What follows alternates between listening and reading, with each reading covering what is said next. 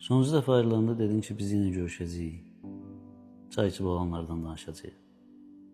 Nəhayət görüşdük amma. Amma heç vaxt görüşmədik. Heç dəyişməmsən. Çox dəyişmişsən.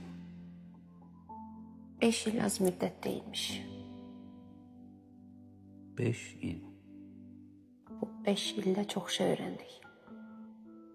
Hə, mən insanın həyatda nəyəsə gecikməyinin nəticələrinin nə qədər böyük olduğunu... Məsələn, sənə aid olmayan bir şeyin heç vaxt zorla sənə aid olmayacağını.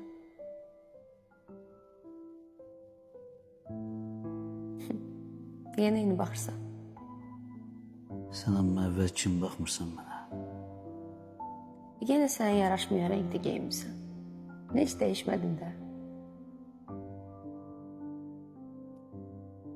Görüşün dəyişməyib amma.